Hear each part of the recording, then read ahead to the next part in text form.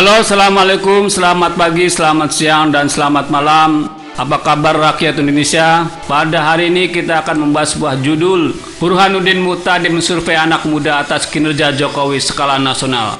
Masih layakkah itu? Kami bukan orang yang ingin Jokowi dianggap bagus terus di segala bidang. Pasti ada kelemahannya. Tapi dibandingkan semua keunggulannya, kelemahan itu menjadi tidak cukup berarti. Silakan saja kalau ada yang puas dan tidak puas. Tapi bukan berarti harus mengakui survei yang tidak relevan. Apa yang menjadi tujuan Burhanuddin Muhtadi mensurvei anak muda untuk menanyakan puas tidaknya atas kinerja Jokowi secara nasional? Saya tidak tahu. Mungkin karena dia anggap anak muda yang usia 17 sampai dengan 21 yang disurvei itu kelak akan masuk ke usia politik di negeri ini. Padahal Burhanuddin tidak menyebutkan apakah survei itu dia lakukan kepada anak muda yang memang tahu kota lain selain kotanya. Apakah mereka punya waktu luang untuk memperhatikan daerah lain selain daerah tempat tinggalnya sendiri atau tidak. Kalau hanya melihat dari media sosial, bagi saya belum cukup untuk menjadi pegangan. Karena untuk usia 17 sampai dengan 21 tahun, informasi valid dan hoax masih cenderung berimbang dari yang mereka temukan.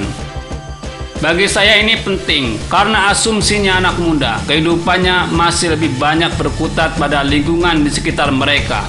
Kalaupun ada yang melakukan perjalanan keluar kota, maka umumnya untuk tujuan pelesiran saja, bukan bekerja apalagi menetap di sana.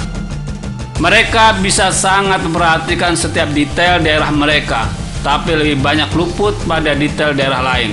Sehingga pendapat mereka pada kaitannya dengan survei itu bisa dipengaruhi langsung oleh kinerja dari pimpinan daerah mereka sendiri. Terbukti menurut survei itu juga, anak muda Jawa Timur dan Jawa Tengah justru mayoritas puas dengan kinerja Jokowi. Maka kami pertanyakan kembali, apakah anak muda Jawa Timur dan Jawa Tengah itu yang disurvei ada melakukan perjalanan ke daerah lain atau tidak? Sekali lagi, kalau hanya menilai dari sosial media, saya belum yakin anak muda sekarang lebih suka berita faktual atau tidak. Bukan saya menyepelekan anak muda, termasuk anak muda Jakarta.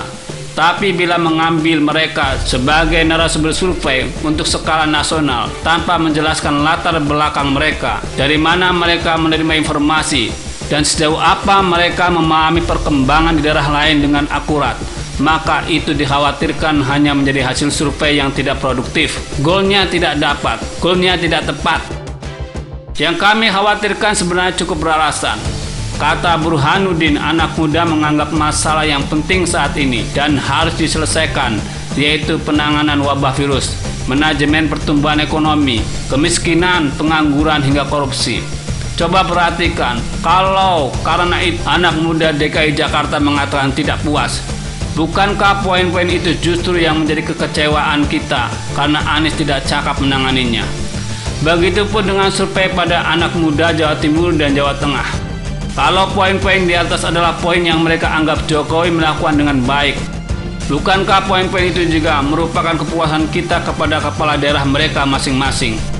Jadi yang kami khawatirkan, Burhanuddin membuat survei atas kinerja Jokowi, tapi sadar atau tidak sadar, dia sedang mengarahkan survei atas kinerja kepala daerah masing-masing.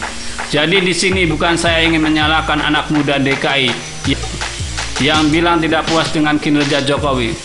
Saya hanya berharap Burhanuddin menempatkan posisi mereka pada tempat yang pas dalam survei, sesuai dengan pengalaman dan perjalanan nyata yang mereka alami.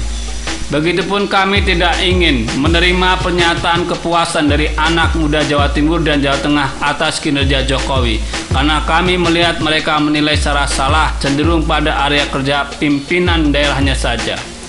Kinerja Jokowi harus dinilai secara global, baik buruknya tidak bisa dipandang secara parsial. karena kebijakannya bukan sesuatu yang menjangkau pada kota-kota besar saja, termasuk di dalamnya kota-kota kecil dan terpencil yang bisa jadi anak-anak muda tidak pernah mendengar namanya. Apalagi jika berbicara mengenai penanganan wabah virus secara nasional, manajemen pertumbuhan ekonomi secara nasional, kemiskinan, pengangguran, dan korupsi secara nasional. Apakah mereka cukup paham akan hal itu? Saya betul-betul khawatir di DKI Jakarta misalnya, jangan sampai karena penanganan pandemi di DKI sebelumnya seperti autopilot, lalu hitungannya jatuh ke Jokowi sepenuhnya. Jangan sampai penataan masyarakat yang tidak merata antara jalan protokol dengan pinggiran Jakarta, lalu itu menjadikan kesalahan Jokowi semata.